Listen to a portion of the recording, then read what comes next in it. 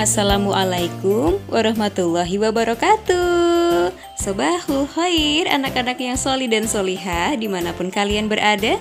Sudah siap? Hari ini kita belajar dengan Ibu Desi ya.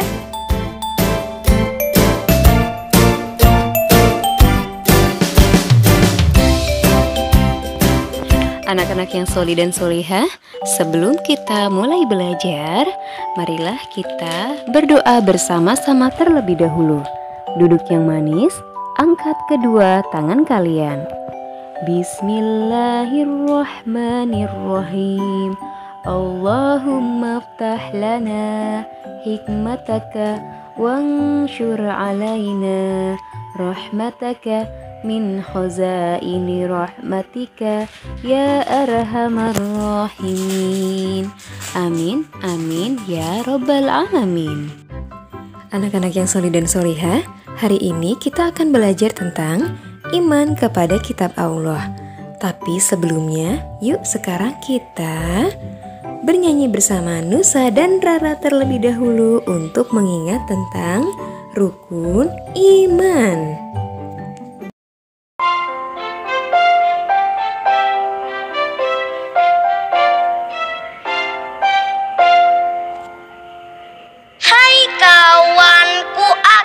Kabarkan tentang rukun iman. 6 rukun yang paling utama harus kita yakini. 1. Iman kepada Allah. 2. Iman kepada malaikat. 3. Iman kepada kitab Allah. 4. Iman kepada Rasul. 5. Iman kepada hari akhir. 6. Iman pada qada dan qadar.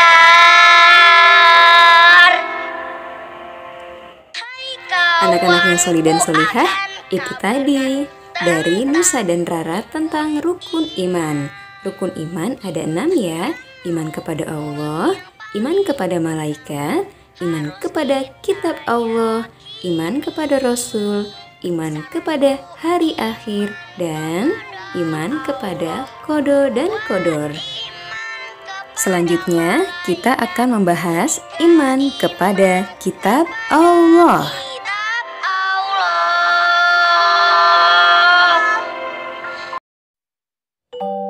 Iman kepada kitab Allah. Anak-anak yang solih dan solihah, kitab Allah adalah wahyu Allah Subhanahu wa Ta'ala yang disampaikan kepada para rasul untuk diajarkan kepada umat manusia sebagai petunjuk dan pedoman hidup. Allah menurunkan kitab-kitabnya ditujukan untuk manusia agar digunakan sebagai pedoman hidup, agar hidup kita baik, agar kita melakukan hal-hal perbuatan yang baik di dunia ini, karena petunjuknya sudah ada dalam kitab Allah. Kalian sudah tahu kitab-kitab yang diturunkan kepada para rasul? Ada kitab Taurat yang diturunkan kepada Nabi Musa alaihi salam. Kemudian ada kitab Zabur yang diturunkan kepada Nabi Daud alaihi salam. Dan ada kitab Injil yang diturunkan kepada Nabi Isa alaihi salam.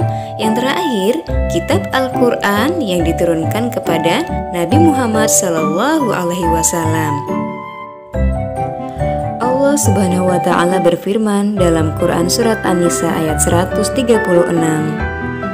Wahai orang-orang yang beriman, tetaplah kamu sekalian beriman kepada Allah dan Rasul-Nya, dan kepada kitab yang Allah turunkan kepada Rasul-Nya, dan kitab-kitab yang diturunkan sebelumnya.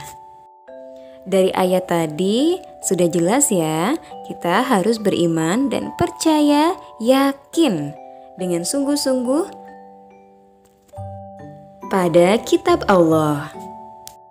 Jadi iman kepada kitab-kitab Allah Subhanahu wa Ta'ala yaitu percaya dan meyakini dengan sepenuh hati kita bahwa Allah Subhanahu wa Ta'ala telah menurunkan kitab-kitabnya kepada Rasul yang berisi wahyu untuk disampaikan dan diajarkan kepada umat manusia.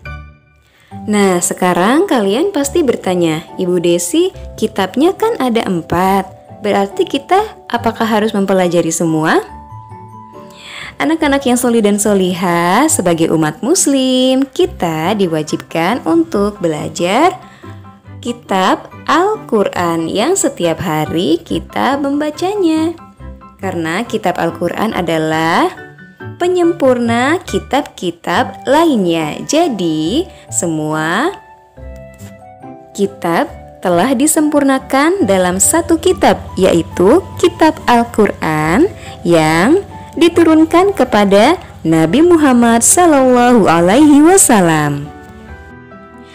Untuk orang yang membaca Al-Quran, nah membacanya ini bisa menjadi ibadah loh.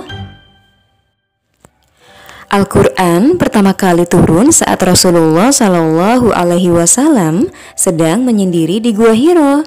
Beliau memikirkan keadaan umat dan masyarakat Arab jahiliyah pada waktu itu. Rasulullah pada saat itu usianya 40 tahun dan wahyu pertama kali turun adalah surat Al-Alaq ayat 1 hingga 5. Al-Quran diturunkan oleh Allah melalui malaikat Jibril.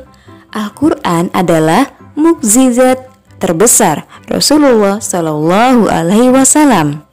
Anak-anak, Al-Quran itu pedoman hidup loh bagi umat Islam. Jadi kita semua harus mencontoh Rasulullah Shallallahu Alaihi Wasallam yang mengamalkan Al-Quran dalam hidupnya agar selamat di dunia dan akhirat. Kalian merasakan tidak kalau membaca Al-Quran rasanya damai, tenang, sejuk? Walaupun mungkin ada yang membacanya terbata-bata, tapi Al-Quran tetap menjadi obat bagi orang yang membacanya, menjadikan hati menjadi damai. Tapi sebelum membaca Al-Quran, kita harus bersuci terlebih dahulu ya. Karena itu salah satu adab membaca Al-Quran, dengan suci dari hadas besar maupun hadas kecil. Kita juga harus menghormati Al-Quran, oke? Nah, anak-anak yang solih dan solihah, yuk kita membaca ayat Al-Quran berikut ini. Silahkan kalian bisa membuat videonya ya, atau video call langsung dengan ibu guru kalian.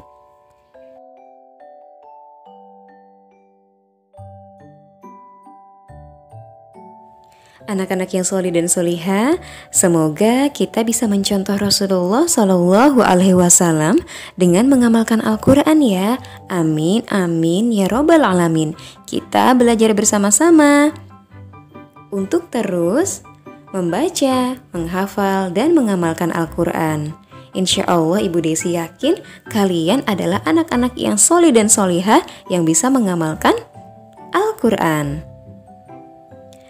Anak-anak yang solih dan solihah, Ibu Desi pamit dulu ya.